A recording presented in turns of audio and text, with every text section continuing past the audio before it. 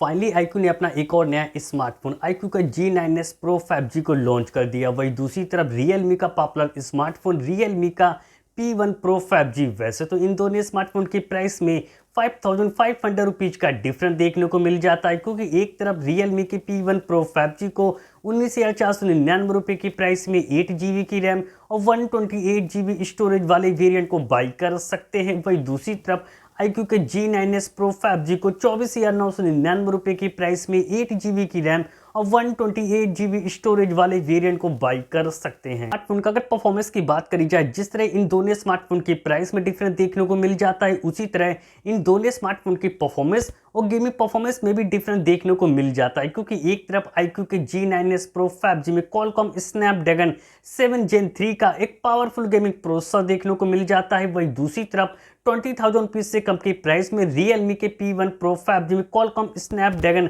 6 Gen 1 का processor देखने को मिल जाता है। अगर परफॉर्मेंस वाइज बात करी जाए तो इन दोनों स्मार्टफोन में से आप लोगों को iQOO के G9s Pro 5G में बेटर परफॉर्मेंस देखने को मिल जाएगा। वहीं इन दोनों स्मार्टफोन के अगर अंततः स्कोर की बात करी जाए तो एक तरफ iQOO के G9s Pro 5G का जो अंततः स्कोर निकल के आता है वो 8,10,000 निकल के आता है। वहीं दूसरी तरफ Realme के P1 Pro 5G का जो अंततः स्कोर निकल के आता है वो 6,08,000 निकल के आता है। अगर आप लोग भी इन दोनों में से किसी स्मार्टफोन को खासकर गेमिंग के लिए लेने के लिए सोच रहे हो तो इन दोनों स्मार्टफोन के GFX स्कोर यानी गेमिंग स्कोर को जानना बहुत ज़्यादा जरूरी है। जब इन दोनों स्मार्टफोन में 30 मिनट तक गेम को प्ले किया गया तो एक तरफ iQOO के G9s Pro 5G का जो गेमिंग स्कोर निकल के आता है वो 5,800 निकल के आता है। वहीं दूसरी तरफ Realme के P1 Pro 5G का जो गेमिंग स्कोर निकल के आता है वो 3,700 निकल के आता है। दोनों स्मार्टफोन का अगर डिस्प्ले सेगमेंट की बात करी जाए तो प्राइस में डिफरेंस देखने को मिल जाता है, फिर भी दोनों स्मार्टफोन में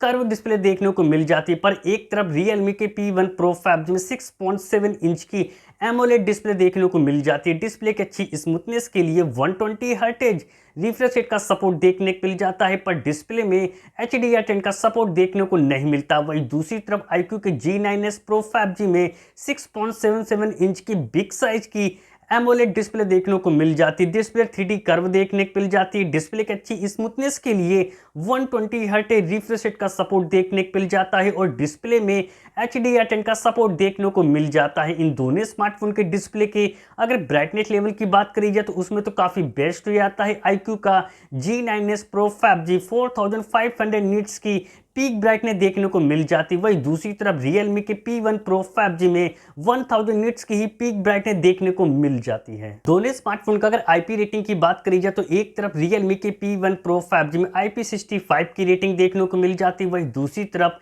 iQOO के G9s Pro 5G में IP64 की रेटिंग देखने को मिल जाती है। इन दोनों स्मार्टफोन के अगर कैमरा सेगमेंट की बात करी जाए तो अपने अपने प्राइस में इन दोनों स्मार्टफोन को काफ़ी अच्छा सोनी का सेंसर वाला कैमरा सेटअप देखने को मिल जाता है। एक तरफ Realme के P1 Pro 5G के बैक में डुअल रियर कैमरा सेटअप देखने को मिल जाते हैं। 50 मेगापिक्सल का सोनी का लाइट 600 का सेंसर देखने को मिल जाता है। बाकी का दूसरा कैमरा 8 मेगापिक्सल का मिल जाता है विथ LED फ्लैश लाइट के साथ। कैमरे में OIS का सपोर्ट देखने को मिल जाता है और फोन के बैक कैमरे से 4K वीडियो आसानी से रिकॉर्ड कर सकते हैं। वहीं दूसरी तरफ iQOO के G9s Pro 5G के भी बैक में डुअल रियर कैमरा सेटअप देखने को मिल जाते हैं। 50 मेगापिक्सल का सोनी का IMX882 का सेंसर देखने को मिल जाता है। बाकी का दूसरा कैमरा 8 मेगापिक्सल का मिल जाता है विथ LED फ्लैश लाइट के साथ। कैमरे में OIS का सपोर्ट देखने को मिल जाता है और फोन के बैक कैमरे से 4K वीडियो आसानी से रिकॉर्ड कर सकते हैं। इन दोनों स्मार्टफोन के